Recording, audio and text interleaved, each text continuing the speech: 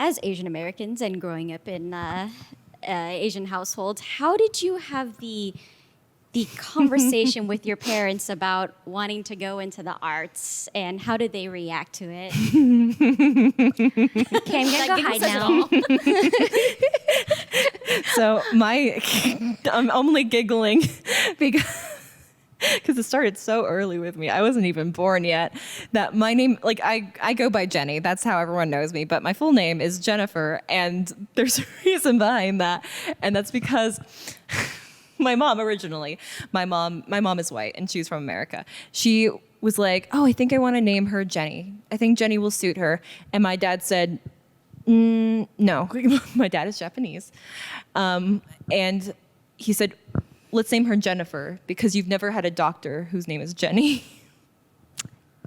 It starts early. I knew you were going to be a doctor. He already knew.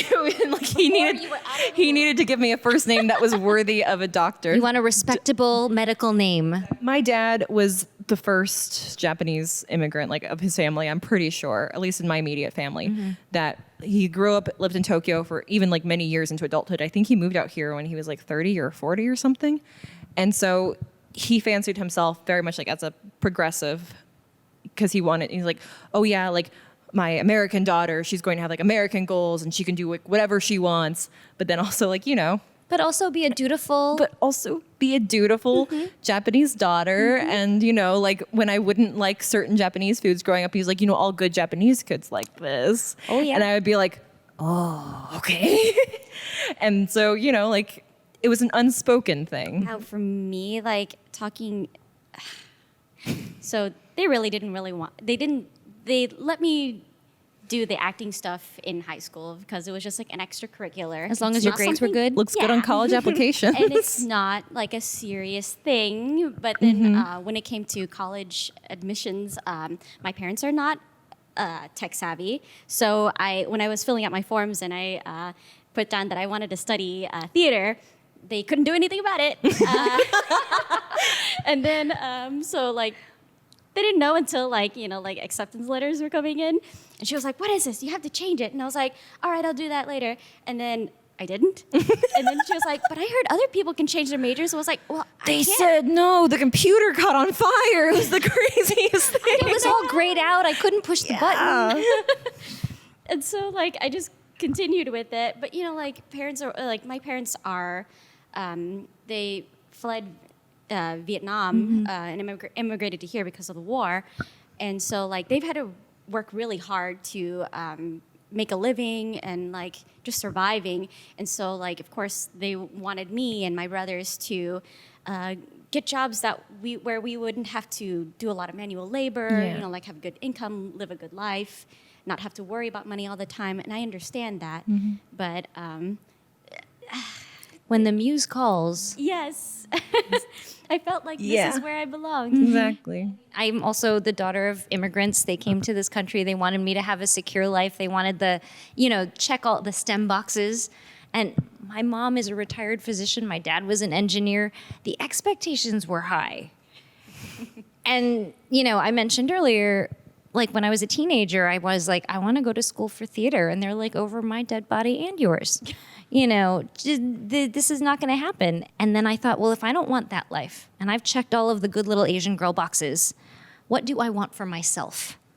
And it was acting. It was the thing that I wanted when I was young. And so there was an opportunity to let myself have that dream. And I said, if I don't jump now, I will never do it. I will take another 9 to 5, get a paycheck every 2 weeks, 401k job, and then I will always be sad somewhere in the back of my head that I didn't try. It just becomes a matter of who you're living for. And when you're finally out on your own, like, it's like, who else am I doing this for? It's like at the end of the day, you have to answer to yourself, and you might as well make yourself happy. Absolutely. And even though, sometimes mom wants me to get a real job, and, sometimes the titas and the titos are pleasantly concerned. I'm okay. I'm doing all right, and I get to be kind of the auntie with the interesting job. So that makes me happy. If you like what you saw, catch the full conversation over on Anime Impulse's YouTube channel, and we will see you there. Bye.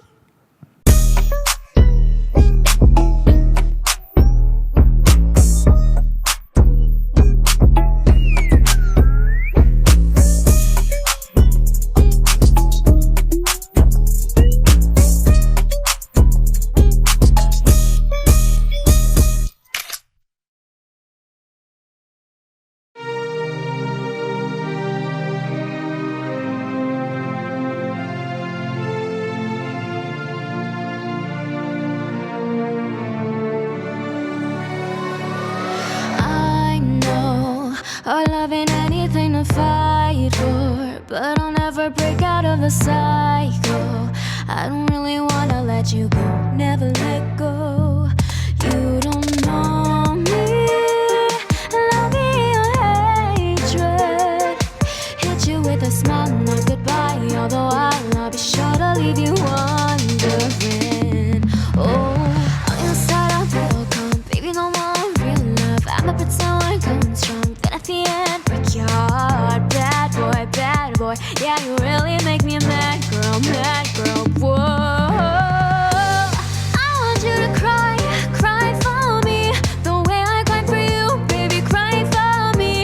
Make your rain fall, cry for me, but I can't. Somehow you keep me going round and round.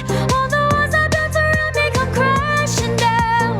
Making excuses, gotta drown them out. I want you to cry for me.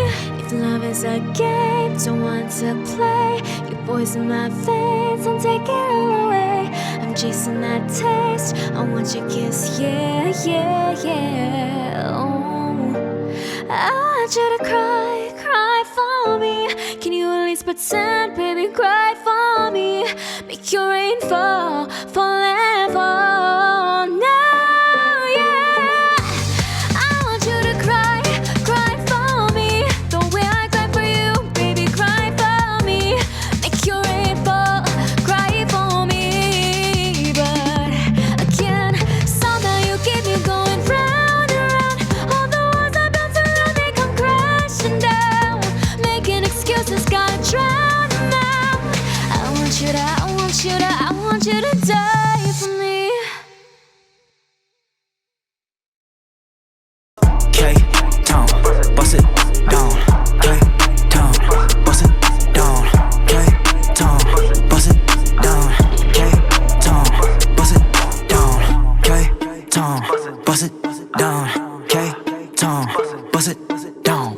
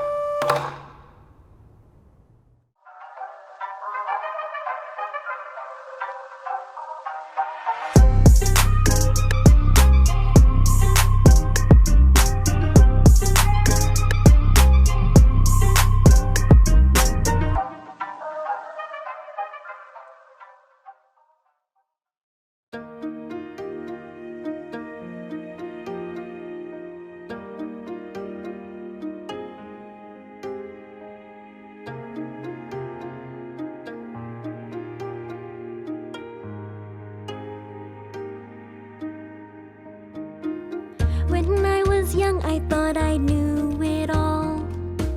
My mom would tell me the stories of our home, the fields of rice, the lullabies she was singing to me. It's been so long ago, oh, oh, oh, it seems so far away. And now I realized I've never seen you before. Vietnam, your beauty lies within sweetest dreams of whispering winds. I hear your voice inside of me, telling me who I am, who I am. Vietnam, your beauty resonates. Water flows through your thousand lakes. One day I will find my way to where it all began And say tôi là người Việt Nam.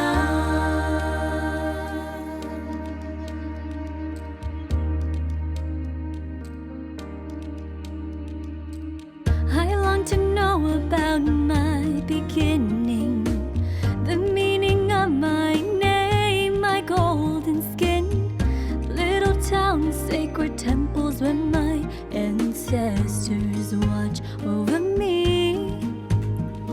It's been so long ago, oh, oh, oh, it seems so far away. But no matter where I go, where I was born, I'll always know a part of you is deep in my heart. Vietnam, your beauty lies within sweetest streams of whispering winds. I hear your voice inside of me, telling me who I am, who I am. Vietnam, your beauty resonates. Water flows through your thousand lakes. One day I will find my way to where it all began and say tôi là người Việt Nam. Your beauty lies within, your beauty resonates. Your beauty lies within, your beauty resonates. Your beauty lies within.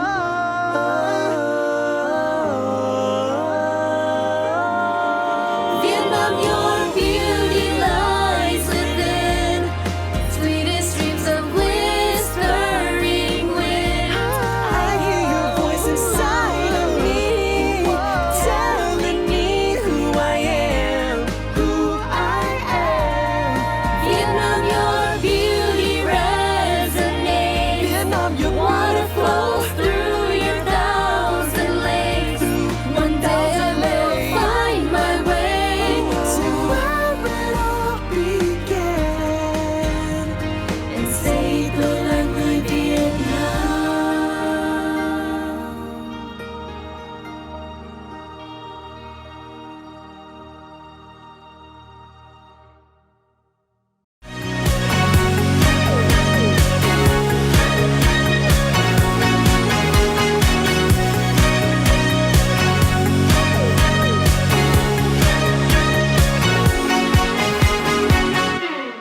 Hello, we are Xing Fu Tang, and we are so proud to be working with Asian American Expo in celebration of Asian Pacific American Heritage Month this May. And today we are talking about... Papa! Yes, and with our very lovely special guest. Hi, my This name is is Raina. Raina's Crazy. We love Reina. She's supported us so much, especially during Asian American Expo for the eating contest, especially this past January for our Malona thing, remember? When we did the whole the Malona, that eat off and stuff too. Yeah. What is your favorite drink at Xing Fu Tang? Me? Yes. I love the Milano one. You love Yeah, the I actually love the Milano one. I grew up eating those popsicles, and when I saw there was a drink for it, I was like, oh my god, it tastes so good, you know? I'm gonna make sure to get you a big supply of that after we're done shooting. I appreciate it. So yeah, we're definitely talking about boba. Boba is technically called tapioca because it's actually from the tapioca root. And then they actually grind it down to a starch, and then it got turned into a dessert topping. So the reason why we really want to talk about boba today in celebration for Asian Pacific American Heritage Month is boba is no longer a dessert topping that's only within Asian communities, to say the truth. People of all ethnic demographics, they love it. It doesn't matter if you're Hispanic, if you're, of what other demographic, everyone loves boba, to say the truth. And at Shinkutang, we actually hand make our boba. Min, is there anything you want to talk about?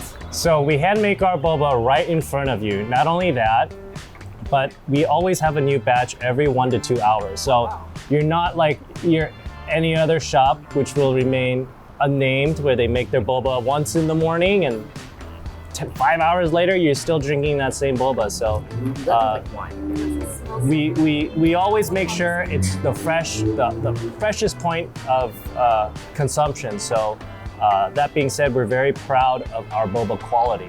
So the tapioca starch, okay, because normally after you grind down to starch, it's actually a very, very versatile dessert. What I mean by that is there are many ways that you can modify tapioca. So what we have here is Shinkutang's signature brown sugar boba, which is where we caramelize actually the brown sugar. We bake it into the boba. And then we actually have our taro variant, which is where we actually, yes. So this is taro variant. Oh, this is taro boba. Yes, correct. It's made with real taro. Correct. Where we actually have, have taro that we'll actually make, and then, we'll pretty much just grind into the tapioca starch too. And why don't you talk about this one real quick? So this is actually my favorite boba. It's a strawberry boba.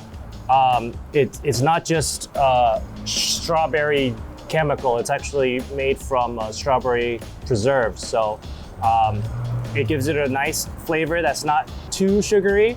And I like it a lot, especially with the matcha, this is actually my favorite drink. Definitely too much talking. We have to start testing our boba. And honestly, it's like doing a wine tasting, right? We'll start with our signature brown sugar, and then we'll move to our taro, and then finally our strawberry boba. So here's for both of you guys. Awesome. I have no idea why we're actually giving Min a drink, because he's probably drank this way too much time. I've probably had, in perfecting the taste, I probably had this a few hundred times now, so. Although I will admit though, Min knows the best way to drink it. That's the reason why we have him here. So the best way to drink it is to make sure to stir it. Yeah. You have to really stir it probably, I know we say 18 times, but I like to stir it like 50 times. 50? 50 times. 50 times, or just like give it a little swirl. Oh, yeah, you could do that too. She has a culinary background, okay? She has a culinary background. Yeah, and I actually worked at a boba shop for 5 years. Oh, okay. It drove me insane when customers would just drink it like that with no shaking. I was like, no, you gotta shake the boba. What are you doing? I have a question. The boba that at the, we won't reveal the name of where you work, but the boba that they had, it was prepackaged? Yeah, it was prepackaged, and like you said, they make it once in the morning and once in the afternoon, and that's about it. It's like, to have a fresh batch every couple of hours is insane. So, super excited to try some of this out. All right, go for it. It's the moment of truth. Oh, that is a good boba. Well, so in your opinion, for someone that really doesn't know like what tapioca is, or someone that has had it, to you, what are the defining characteristics of what makes boba good? First of all, the texture is really on point. It's really chewy. It's really soft. When a boba's not fresh, it's hard. You can't chew through it, and you can definitely taste like the staleness of it.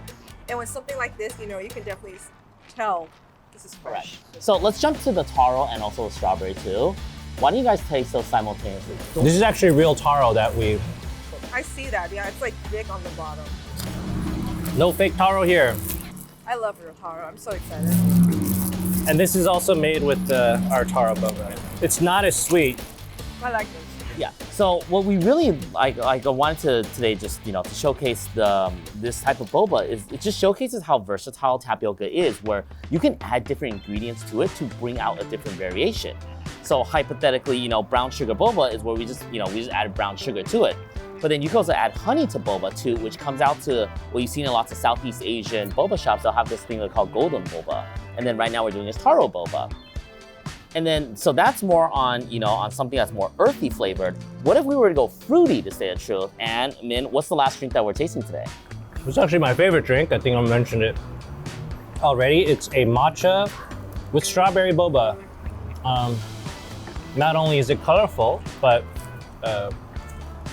it tastes good too. I actually like the strawberry boba the best. I'm just gonna. I do. I like it too. Nice. You're not even eating it. You're not even eating it.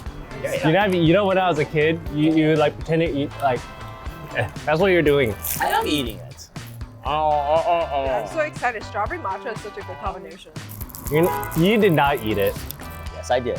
Bring out the special flavor. What is our mysterious special flavor that we have today? It's yellow. It is yellow color. Take a guess. Sniff it like we're doing wine tasting. Just for the color, I think it's either mango or passion fruit. Mango or passion fruit? What do you think it is? Could be banana. Banana. Okay, so we have banana. Reina, what is Mozart's favorite fruit? Oh God. Give it up. Banana. See, Lily's laughing. So I think to really showcase the versatility of tapioca starch, it'd be best to let you guys actually just try it, you know? Like boba in its natural state. It's boba's natural habitat. Did we make this today? Okay. I will give you a spoon too. We just made this today. Yes. And? Oh, I know what this is. Oh, now you know. We're waiting on her. She's the star of today's show, okay? I think it's passion fruit. She thinks it's passion fruit. We will bring out the beverage. Let's bring out the beverage to better accentuate the flavors. And straws, No, please. it's mango. Oh, now she know. How'd you go from passion fruit to mango? It's not nearly as hard as passion fruit. Ah, the culinary specialist has spoken. Because we're currently actually doing a mango black tea drink already. So then we're experimenting on adding actually mango boba onto the list of menus, to say the truth. And you know, in the bigger picture, we ourselves, we're just very proud, Xingfu Tang, that you know we have the opportunity to really make high quality boba for people of all ethnic demographics to enjoy, to say the Can I truth. eat those? Yes, of course you can. These are actually you can so good. enjoy. So with that being said, thank you guys so much for joining the segment. We are definitely big supporters of the Asian community and honestly all communities. We hope that you know by sharing our boba with everyone, we can bring world peace. I'm just exaggerating at this point now. Perfect. But definitely thank you so much, Reina, for you. Thank joining us today. Remind everyone what's your social media so everyone follows you. At Reina is crazy. You can find me on anything. And you guys definitely want to find out more about Xingfu Tang, definitely check us out on our website, xingfutang.com. Thank you guys so much. Thank you. Bye. Bye.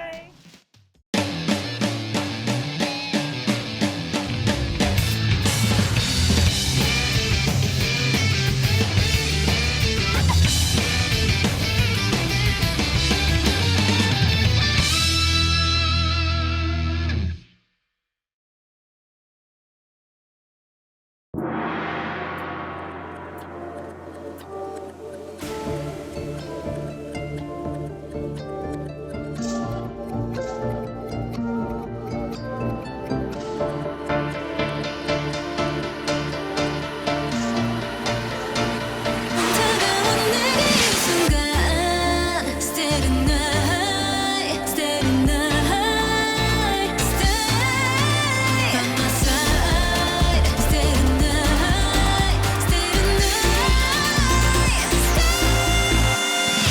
이 밤 향기에 또 취하고 멈추지 않아도 돼. Stay. 더는 움직일 수 없도록 깊숙이 스며들어. Stay with me. Tonight, stay tonight. Tell me what you wanna do right away. Stay tonight, tonight, tonight, tonight, tonight, tonight. Tell me what you wanna do right away. Stay tonight.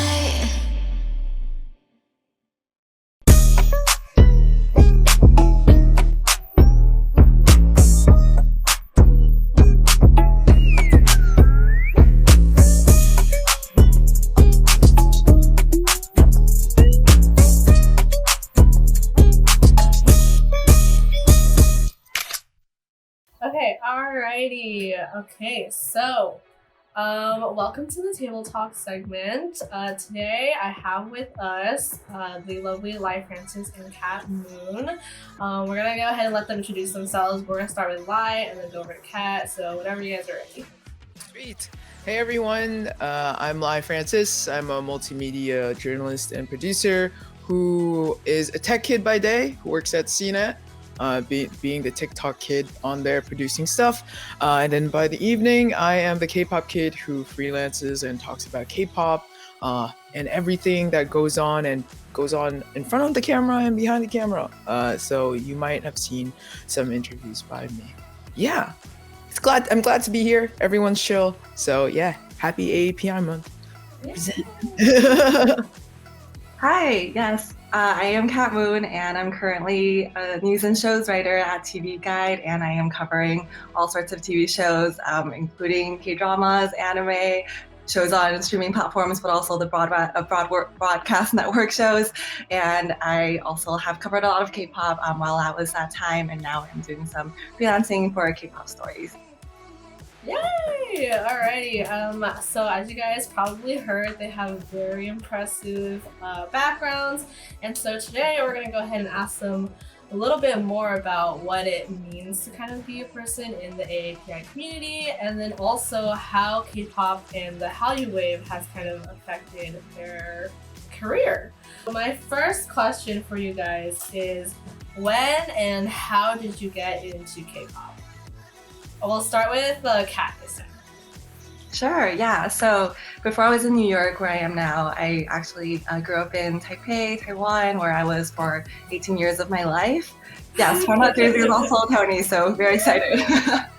Yeah, and so my first exposure to K-pop, I would say, was watching Super Junior and Wonder Girls on TV. I actually put in part of Nobody by Wonder Girls to my 8th grade speech to run for student government on back. But I would say I really got into K-pop in 2017. It was with BTS's promotions, the Love Yourself, Her era, and that was when I, started watching a lot of videos with BTS, and eventually have started following a lot of other groups, boy groups, girl groups, solo artists. So yes, all started in 2017.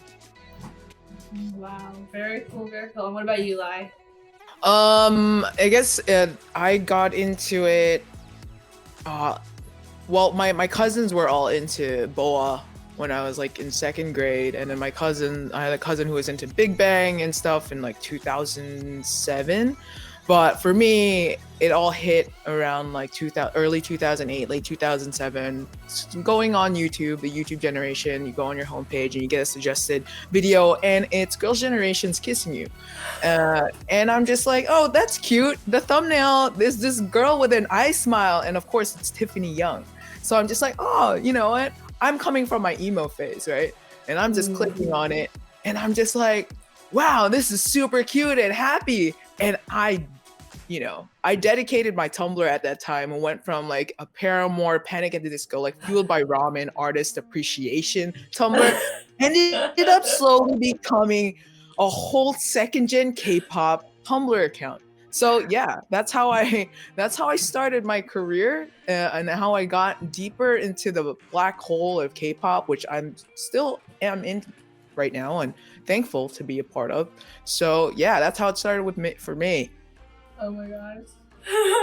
I just want to go ahead and do a little appreciation for the Tumblr accounts. I don't even know if our viewers know what a Tumblr is at this point, but Tumblr was very big back in, what was this, like 2010 maybe? Yeah, I'd say like I'd say like probably even earlier, maybe like 2007 to 2013, around that era. Yeah, absolutely. Yeah. How do you think K-pop or K-culture has influenced or impacted your identity as an Asian American? That's a good question. I think it's become like this global phenomenon over the course of the years, right? But for me, I think the reason why I got into this field of multimedia journalism is just to tell and raise voices of their stories. Like I said in the earlier, we had no representation, and because K-pop has become that role where there are viral moments, there are such hard-hitting productions, that talent and that training, it's a whole different ball game that the world didn't really know about back then. And I felt like, for me, I wanted to share those stories and be like, hey, Western world, where there's, the other side of the world has so much talent that should be showcased and showed off. And I'm wearing the 88 Rising shirt right now, and I know we're talking about K-pop, but 88 Rising has done a great job just putting out all these various faces, whether they're from earlier generations of music to now, to showcase that we have talent too. And so I thought I just wanted to take that opportunity to make me more proud to be who I am, because in this world where in Western media we can't really find ourselves until recently, right? So that would be Snaps. I love it. What about you, Kat? Yeah, no, I'm so encouraged by hearing what Lai said, and I do think we share a lot of the same goals and hopes, and I think that has helped us encourage each other in our work. But yeah, I think for me, like the rise in popularity of K-culture has also helped me like embrace my roots. And I grew up in Taiwan, and I remember like my mom watching Full House, and then a few years later it was me watching Boys Over Flowers and Airs. And when I moved to the U.S., I of course like found people I could talk about these shows with. But I also felt like, oh crap, I didn't grow up watching Friends or The Office. How can I be a part of the conversations around culture? And I think with the rise in popularity of K-pop, K-dramas, K-movies, it's just been very exciting to be able to, talk about entertainment from Asia. And I think by covering K-pop, I've also definitely grown this desire to like share about other parts of entertainment from where I grew up. And it's been very empowering to work at U.S. publications and like pitch these stories and know that the entertainment or like the shows and movies I'm writing about are highlighting Asian stories. For those who are seeking to start a career in the same profession that you guys are, do you have any advice that you would like to leave them? If there's no outlet who's gonna listen to you, be the outlet yourself. Like, there's no way to start it, whether it is a Twitter account, whether it is a YouTube channel, whether it's a podcast. Be the outlet you want to be. If no one's listening to you, there's going to be someone out there who will listen to you, whether it is your mom, whether it is your best friend. The way you want to market yourself, believe in your content, because someone else will be believing in you, and eventually everyone else will. So start anywhere, and don't be afraid to get in touch with people. The way that we have access to so many people on Twitter, on LinkedIn, don't be afraid to get in touch with these people. They're more than willing to give you either a response, whether it's a one-liner. Just try. The worst that could happen is just being ignored and being said no to. So yeah, and I'm actually going to piggyback off of what Lai said. I literally DM'd her on Twitter. DM. It was great. I'm just gonna shoot my shot and see what happens, and that's how we were able to get this. Look where we're at now, baby. Okay, and then Kat, what's your advice? Honestly, those are the two same things I'm thinking of. So first I was thinking, if you want to pursue the writing path and let's say pitching to outlets doesn't work, you can really start your own blog. And, I think it's very important because once there are opportunities, it's important for the editors to see clips. And if you have clips in your blog, that can also help you make the case for why, you should be the right person to write the story. So I do think whether it's starting a blog or like I said, the other multimedia platforms, don't be afraid to start that. And then I would also say Twitter DM is great, and once COVID is better, and if you live in the same city as some people in the field, you can ask for coffee. And I think that's what I did initially too. While I was in journalism school, I remember like Twitter DMing Tamar Herman, and I think that has even meeting with her and then hearing about how she has covered K-pop through the years was so illuminating, and we've had a good, I think, mentorship but also friendship relationship over the past years. And I think that's how a lot of my relationships with different people in our community started too. So yes, don't be afraid to send the DMs, and and if you don't get a response, that is okay too. And don't be afraid to follow up too. I would say both for emails and for Twitter DMs. Like if you don't get a reply, it's fine. Just send it again a few days or weeks later. Yeah, exactly. If you're second guessing yourself on following up, just do it. Nike, baby, just do it. Yeah. Yeah. I'm sorry, really quickly for Kat. do you think that there are other, like, what platform specifically has worked best for you in terms of like blindly reaching out to people? Reaching out to people. I would say in college I did cold email a lot, but I do feel like now on Twitter, especially if people's DMs are open, then that's the way I would go, because maybe some people's like Twitter is also more for professional use. I haven't really reached out to people on Instagram, I think, for professional things. Like if some people reach out to me there, I would ask them to write to my email, but yeah, so Twitter has been the main one for me. Alrighty, well, this concludes the interview.